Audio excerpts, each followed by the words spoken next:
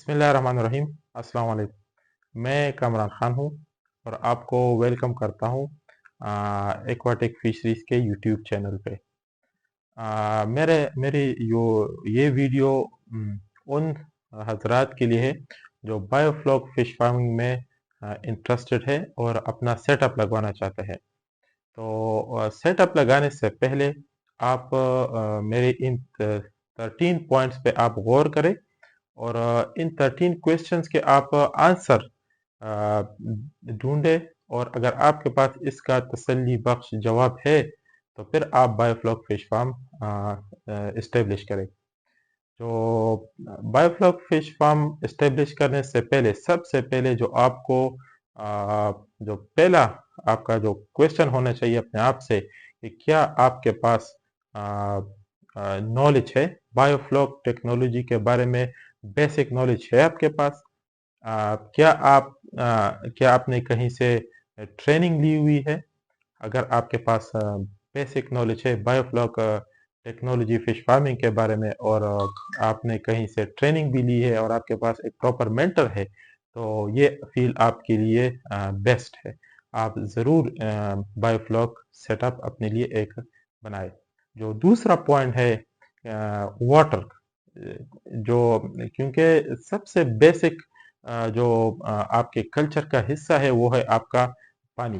Biofloc setup में, biofloc fish farming में आपको फ्रेश एंड क्लीन वाटर की बहुत ज़्यादा ज़रूरत पड़ेगी। अगर आपका पानी कंटेमिनेटेड है तो आपका बायोफ्लॉक फिश फार्मिंग कभी कामयाब नहीं हो सकती।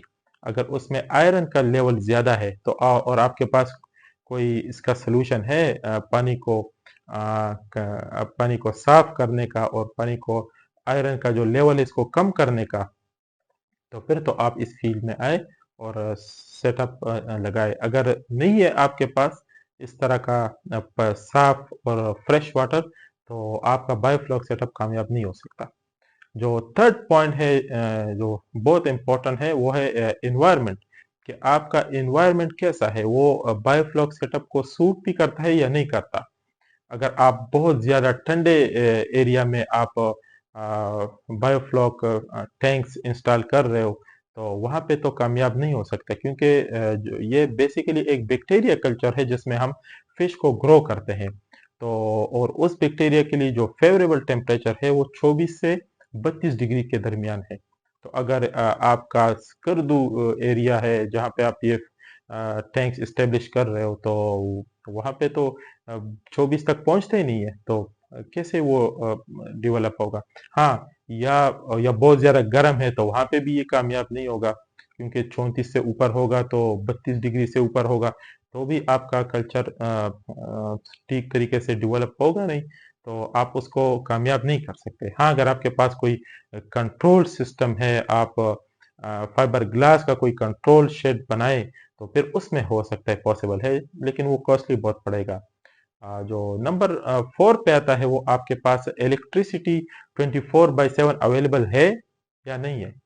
अगर नहीं है तो आपके पास सोलर सिस्टम है जो पूरा 24 आवर्स को कवर कर सके, या बैकअप में जनरेटर है, और अगर है भी तो उसका कितने टाइम के लिए आप यूज करते हो, क्योंकि अगर कॉस्ट बढ़ जाए तो फिर तो ये सस्टेनेबल होगा नहीं। आप कुछ टाइम तो चला सकोगे लेकिन लॉन्ग रन में आप इसको डेवलप नहीं कर सकोगे। तो आप उन एरिया में फिर बायोफ्लॉक सेटअप लगाए जिसमें आपको 24/7 इलेक्ट्रिसिटी वो अवेलेबल हो। जो नंबर 5 पे आता है वो इक्विपमेंट, जो बायोफ्लॉक के हैं वो बहुत खास इक्विपमेंट इसमें यूज होते हैं जो हर जगह अवेलेबल नहीं होते। तो आप ऐसे पॉइंट को चूज करें, ऐसे लोकेशन को चूज करें जहां पे आपके पास ये इक्विपमेंट आसानी से अवेलेबल हो। कहीं पे आपका जो पंप है, डायफ्राम पंप है, जो एरेशन पंप है, वो अगर उसमें कोई फॉल्ट आ जाए तो आप इसको रिप्लेस करो या आपके पास इसकी रिप्लेसमेंट हो। तो नंबर 6 पे है वो टैंक कैपेसिटी। जो आपका जो मार्केट है उसमें कौन से साइज का फिश ज़्यादा सेल होता है, तो उस हिसाब से फिर आप अपने टैंक को डिज़ाइन करें। 10,000 लीटर पानी का अगर छोटा फिश मार्केटेबल साइज 250-300 ग्राम का हो तो 10,000 लीटर आपके लिए ठीक है। तो उस हिसाब से फिर आप अपने टैंक को डिजाइन करें।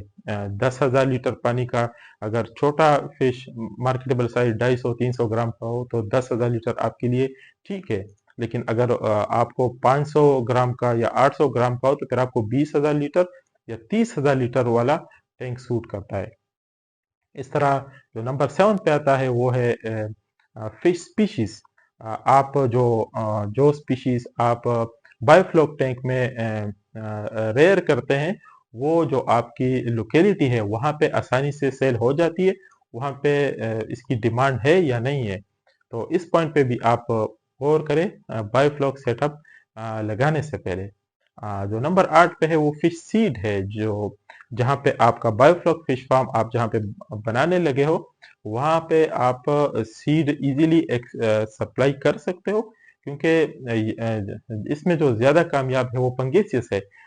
वो पंगेसियस बहावलपुर, बहावल नगर, साउथ पंजाब से मिलता है। और अगर आपकी लोकेशन नॉर्थ वजीरिस्तान है तो आपके पास कोई ऐसा निज़ाम है कि आप उसको पहुंचा सको नॉर्थ वजीरिस्तान ऑन टाइम, क्योंकि ज़्यादा टाइम लगेगा तो सीट सरवाइव नहीं करेगा।